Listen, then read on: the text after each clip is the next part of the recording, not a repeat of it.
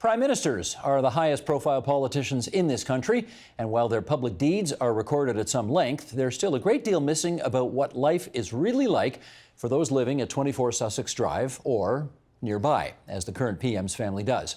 Author and high school history teacher J.D.M. Stewart helps correct that, exploring their personal stories in his new book. It's called Being Prime Minister. And he joins us now for more. James, good to have you here. Thank you, Steve. It's been a long time since you were here, right? Yeah, it's good to be here. Okay, good to have you back.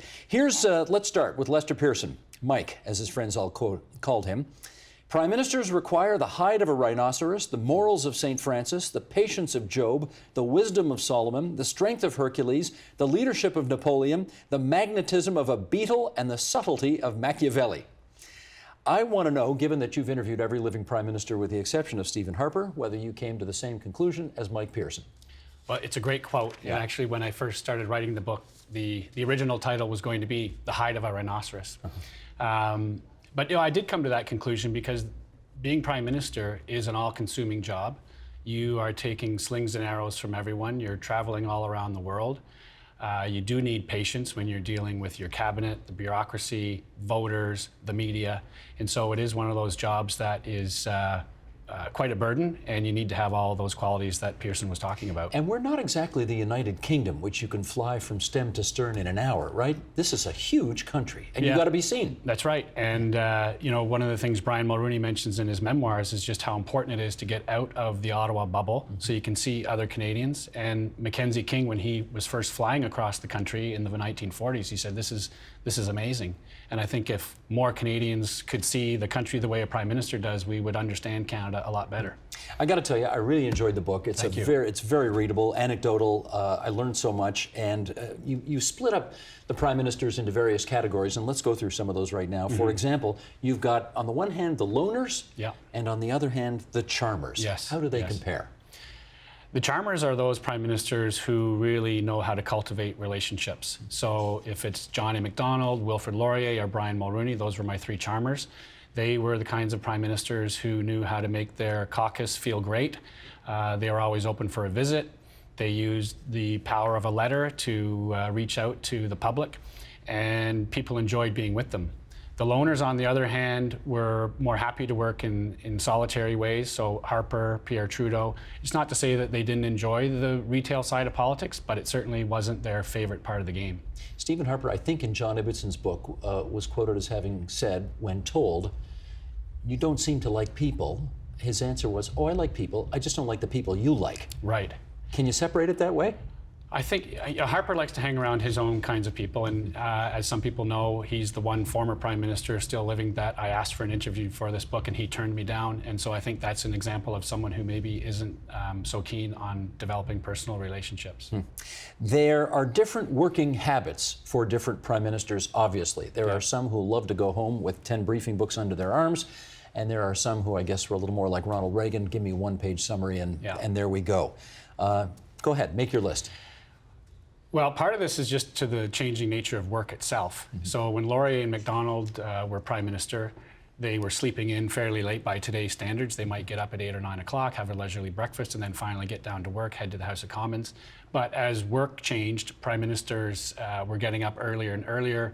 Mulroney was an early riser, so was Jean Chrétien. He always said, I always get up before those sleepy heads. Many worked late into the night. R.B. Bennett was notorious. Again, and some of this has to do with your family status. R.B. Bennett was a bachelor. He was well known to be working late into the night, 2 a.m. Same with Mackenzie King. Another bachelor? Another bachelor, exactly. And then when you have a family prime minister like Stephen Harper or Justin Trudeau, even Brian Mulroney, they would work when they came home, but some family time was part of that, and maybe some 11 o'clock reading or a telephone call, but certainly into bed at a reasonable adult hour. Did you come to a conclusion as to which prime minister really did not like to get to the bottom of his briefing notes every single day? You know, there's always been this criticism that Jean Chrétien wouldn't go too deeply into the briefs, but through my research, I came to realize that he had 30 years experience in government, and he didn't need to go into the briefing books the way someone else may have had to had they only been in politics for a few years. So all of them were working hard. I wouldn't say any of them were skirting their duties by any stretch, just a different way of getting to where they needed to go. Now, there's a very quaint chapter in here about how back in the day, people used to write letters to the Prime Minister of Canada, Yes. and the Prime Minister of Canada would actually read them and respond That's right. himself. Yes. I mean, those days are obviously gone. How many pieces of mail does a PM get today? They're probably getting, it just depends on they're getting mostly emails now. Right. And over the course of a year, it might run into 1 million. I don't know how many hard pieces of correspondence they get, but it is definitely one of the more fascinating elements of being Prime Minister, is that even still today, people write to the Prime Minister as though he is their next door neighbor. You know, there's 36 million people here, but they still feel this attachment to the Prime Minister, similar to the times when people would write to Wilfred Laurier and say, I just had a son and his name is Wilfred, can you write back to me? And in those cases, actually, Laurier would not write back, because then everyone who had a child named Laurier would be writing him, and it would just get out of hand. And the requests were kind of interesting too, right? Like some people request toys and clothes and this kind of thing? There might have to be a second book called Dear Prime Minister, because people would write to the Prime Minister and ask for Grey Cup tickets. They would say, I have macrame for you to hang up in Sussex Drive. One woman wrote to Louis Saint Laurent saying, I can offer you some ballroom dancing lessons. And of course, there's the famous letters, which already are in a book, during the Great Depression, when people were writing to R.B. Bennett and asking for money, clothes, jobs. And he would write back and put some of his own money into those envelopes and send them to the correspondent. So he used to put a $5 bill in a lot of the letters that he responded, and many of them. $5 80 years ago. I mean, that's a lot of money. That's right. That's right. So that's sort of an unknown element of R.B. Bennett, but it shows some of his humanity as well. Now, is there any? I remember with Barack Obama. I think you mentioned this actually in the book. That Barack Obama, he used to have a member of his staff collect 10 letters that were reflective of the thousands and thousands he'd get every day, and that and President Obama actually responded. Yes. Do you have any sense about whether or not that happens for Canadian prime ministers, whether they actually see the letters that people, or some of them that people write? Yeah, I've heard, but haven't been able to verify, because I wasn't able to interview Justin Trudeau or any of his communications people for the book. But I've heard that he does get some letters, but I can't say for sure. But I will say it would be an excellent idea if they adopted the Obama practice of a curated group of 10 letters where the Prime Minister can give a personal reply. Before our prime ministers became real celebrities, yes, because the media is just conventional media, and of course social media is just all over every aspect of their lives, were they able to lead relatively normal lives? I think they were. You know, Mackenzie King would travel to New York City and enjoy his time there. There'd be no security with him. There was no photographers. One interesting thing that happened to him, though, when he was in New York City, on Fifth Avenue, he ran into one cabinet minister, and on another street, he ran into another cabinet minister. So in some sense, the Prime Minister can't go anywhere without running into someone he knows. But certainly the advent of television and the development of a celebrity culture has changed things for the Prime Minister, for sure. I remember in our lifetime, and admittedly this is provincial politics, John Robarts used to just walk across the road by himself from Queen's Park, the former Premier of Ontario, to, if he had a meeting in the Frost Block across the road or whatever. I mean, you never see that anymore. How did Wilfred Laurier get to work? Well, he would walk or take the streetcar, and if he were already on it, he would famously give up his seat for a lady who would get on the streetcar as well. But even, you know, your Robarts comment reminded me of Louis Saint Laurent, who would walk up Elgin Street and tip his cap to the Ottawa citizens as he walked up to Parliament Hill. So it was a more genteel time where prime ministers could walk around like ordinary citizens. The increasing, I don't know if this is a real word, but I'm going to use it anyway, celebritization of our prime ministers. What do you think that has meant for them and for us? I think it's meant that they're under a lot more scrutiny. It's meant that any flub that they make will be magnified. People are always looking for a gotcha moment in politics, and when you're on the media 24/7, those opportunities are going to be more prolific. It also runs the risk of being overexposed as a prime minister, where, you know, remember in Johnny Macdonald's time or Wilfred Laurier's time, there are so many citizens of Canada who never saw the prime minister in any shape or form, or even heard his voice. But now we can see the prime minister quite regularly and hear his voice. We see his images on all the media platforms, and the prime minister travels extensively to all parts of the country, so more Canadians get to see him or her. We have been fortunate in 151 years never to have lost a prime minister to assassination. Yes. But you do tell a story in the book, and I want you to tell it here because I suspect very few people know of this, and it happened, well, it was in my lifetime, I don't think in yours, but it was in my lifetime. somebody blew himself up on Parliament Hill. That's right. In 1964. Yeah, I think it was 1966. 66, okay. Pearson was the PM. Pearson was the PM, and a gentleman, I can't remember his name, I wrote the book, but he walked into Parliament. He had dynamite stuck to him. He took it into a nearby bathroom, and the explosives went off when he didn't really want them to, so he blew himself up. The intention was to blow up Parliament, or as many MPs as he possibly could. So there was a big thud in Parliament, and in typical Canadian fashion, I think Diefenbaker or someone stood up and said, well, it sounds like there's some commotion. Perhaps we should have a temporary adjournment. And both Pearson and Diefenbaker agreed to that. They went to their respective offices. They apprehended the would-be assassin. And and what came out of that was, how secure should Parliament be? Which is an interesting question, because there have been other security breaches at Parliament that have threatened prime ministers, 2014 being the most recent example. But Canadians have always wrestled with, how open will our Parliament be in light of security breaches? Well, I mean, let's just make a bit of a list here. You mentioned, I think it was 22nd of October, 2014, that either terrorist or lone wolf attack on Parliament Hill, however you want to describe it. President Kennedy, of course, was before the incident you just described. Bobby Kennedy, Martin Luther King, after the incident you described. What impact has that had on whether prime ministers can get out of their security bubble? That's a tension between the RCMP and the Prime Minister himself, because Prime Ministers do want to get in touch with the people. But the RCMP's job is to make him as secure as possible. And as they tell me, you're not even supposed to notice that the Prime Minister has security around him. That's the kind of way that they want it.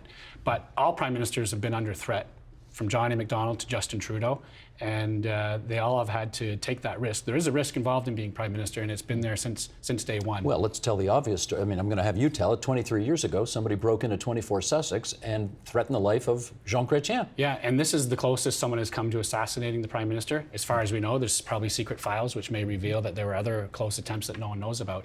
But the interesting thing about the Chrétien assassination attempt, which is what we should call it, is that at the time that it happened, it was kind of dismissed as just, oh, this is kind of Keystone Cops affair that's kind of funny, and the Prime Minister was never really in danger.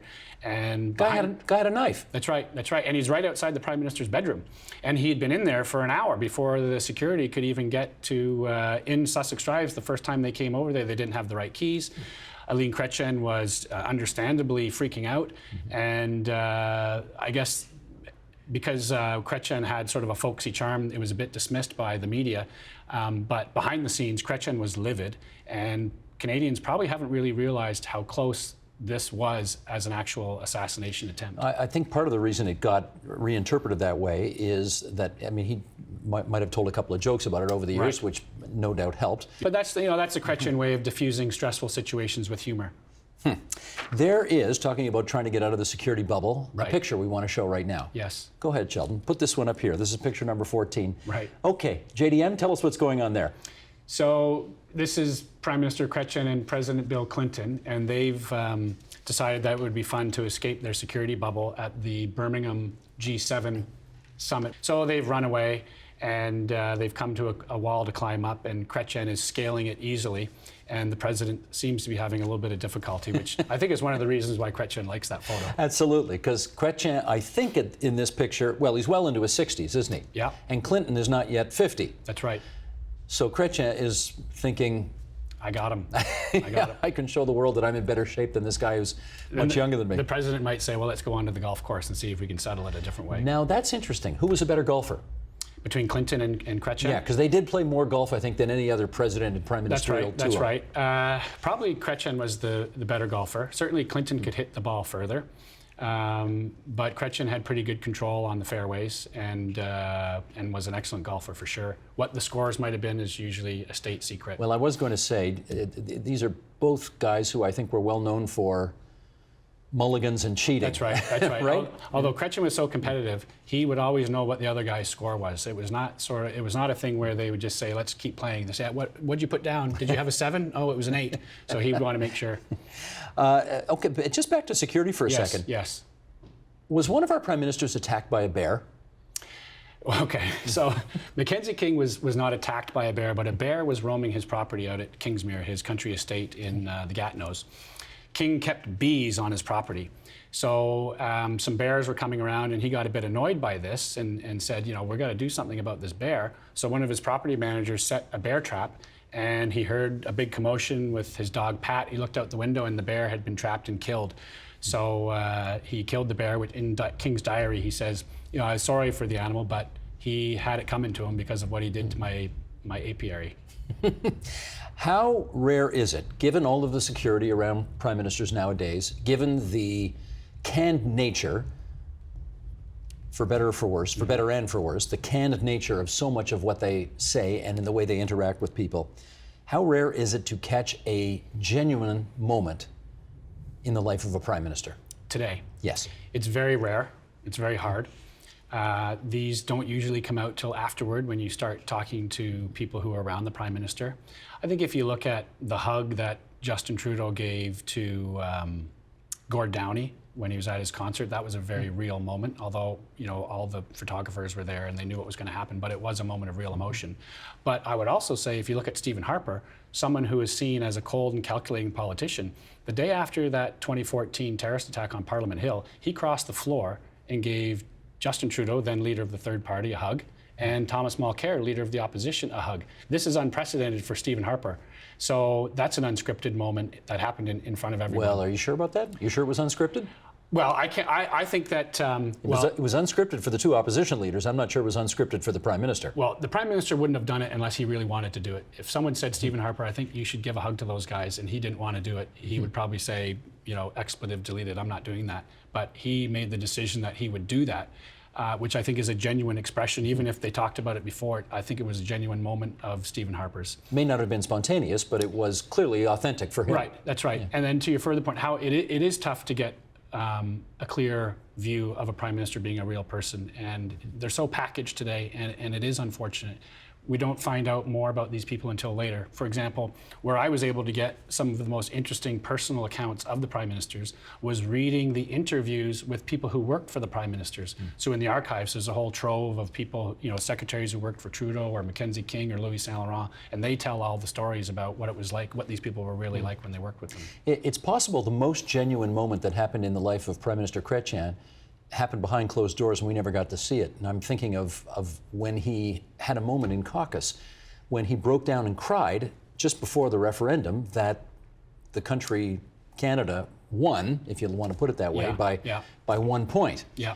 And he had that moment, and I think it was Jane Stewart who was in his cabinet, and again, a close friend of his who went over and hugged him because it was such a tense moment. That kind of thing would never happen in public, does it? Well, Trudeau has cried in public. He did actually. No, good point. When he was talking about Gord Downie, and I think even one other incident. When he's given the apology for LGBTQ people in Ottawa.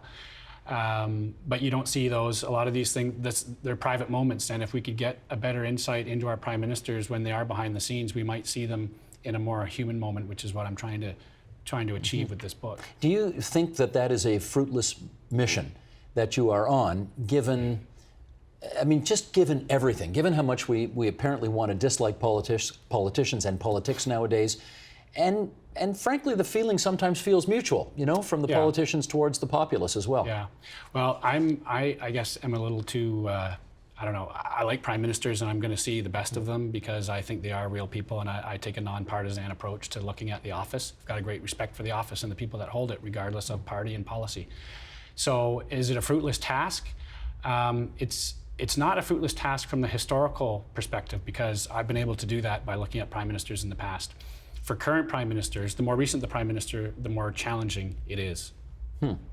Prime ministers actually, well, I think Louis Saint Laurent was the first one who moved into 24 Sussex. Yes. So since then, there haven't been that many who've actually had that as a quote-unquote family home, where they've raised children, right? Right, yeah. How does that work? Well, I think any prime minister who has a family in Sussex Drive, and I guess the most recent best examples are Pierre Trudeau's family, Brian Mulroney's family, and Stephen Harper's family. It's hard work and it's a mission. The Mulroneys took it very seriously. I think from day one, I'm sure Mila and Brian sat down and said, okay, this is what our plan is, because we want our 4 kids to have as normal a family upbringing as possible. And from people I spoke to for this book, they said, they were able to achieve it. Like, the Mulrooney children are probably Brian Mulrooney's and Mila Mulrooney's greatest achievement, regardless of anything that happened in politics. That's what they did, and they worked very hard at it. And families across Canada have to work really hard at it to make families work. It's a little bit harder when you're in Sussex Drive, so you just have to be mindful that there's a strategy that has to be played. And I take no joy in saying this, but the house is a dump, isn't it? It is. A Globe editorial this year said it was a house that only a raccoon could love, and I think they're right. And this is a national disgrace. This has been the home of prime ministers since 1951, and I understand it's not architecturally a gem, but it is a piece of our Canadian history, and there's inertia in Ottawa that has come from the Prime Minister on down for the last 30 years that has left it in the state that it is. And I think it's historically criminal that it's been allowed to deteriorate to the way it is. Let's finish up on this.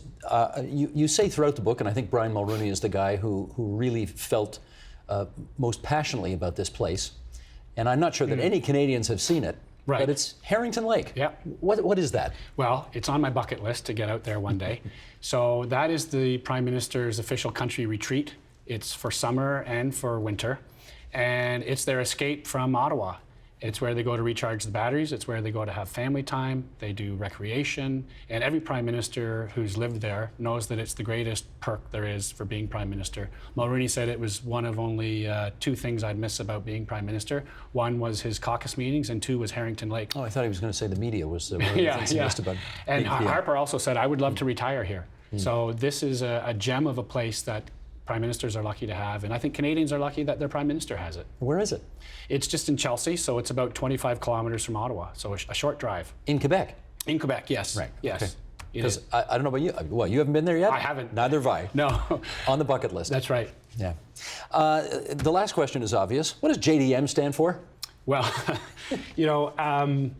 when I was at the cottage, I was going through some old scrapbooks, and I found some of my grandfather's old stationery and other things, and it seemed that gentlemen back in the day always went by their initials. So my grandfather was A.M.G. Stewart, and I thought that has kind of an elegant look to it, and it's historical. So I decided I would go by J.D.M, and James is my first name, David's my father, and Murray is my grandfather. Fabulous. And we look forward not only to you're selling a lot of copies of this book, but you're published in newspapers. We are letters to the editor, maybe more than anybody I've ever seen before, so keep it up. Thank you.